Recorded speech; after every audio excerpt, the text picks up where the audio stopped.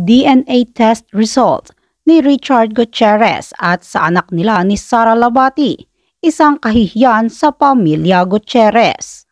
Hindi pa rin nagpapaawat ang mami ng kapamilya actress na si Sara Labati na si Mrs. Esther Labati. Sumasagot pa rin si Esther sa ilang komento sa Instagram post ng anak noong araw ng Pasko, December 25, 2023. Makikita sa post mismo ni Sara na kasama niya ang kanyang mga anak sa kanyang husband na si Richard Gutierrez na sina Zion at Kai Gutierrez.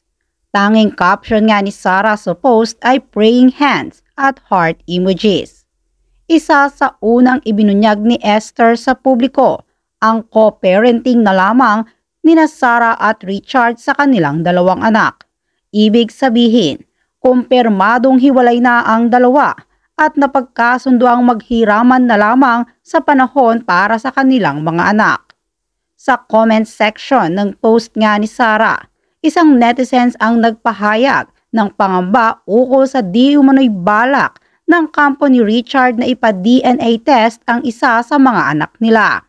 Ayon sa nagkomento, bilang isang babae umano ay matatanggap niya ang mga mali ng kanyang asawa.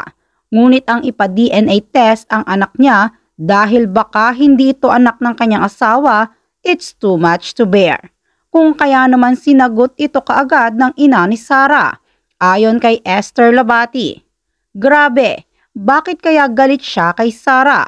Hindi nga pinapayagan si Sara na walang bodyguard. Ngayon na lang yan nakakalabas. Kasama pa kami. Grabe, sobrang seloso. Tapos magpapa-DNA, baka mapahiya sila. Ilan nga sa mga komento at reaksyon ng netizens tungkol sa DNA test result umano ng isa sa mga anak ni Richard at ni Sara Labati ay magiging isang kahihiyan ito para sa pamilya Gutierrez. Maging positibo man o negatibo ang maging resulta nito.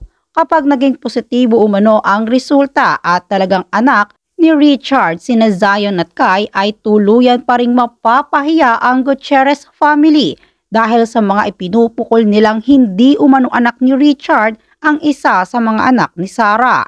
Marami nga sa tagahanga ni Sara Labati at ni Richard Gutierrez ang nalulungkot ngayon dahil sa kinahinatnan ng kanilang relasyon.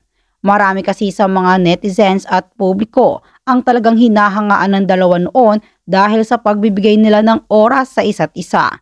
Bukod dito ay napaka-sweet din umano ni Richard at ni Sara kapag nagbabahagi sila sa kanilang social media, kung kaya't hindi nila nakitaan ito na mayroon na palang hindi magandang pinagdadaanan.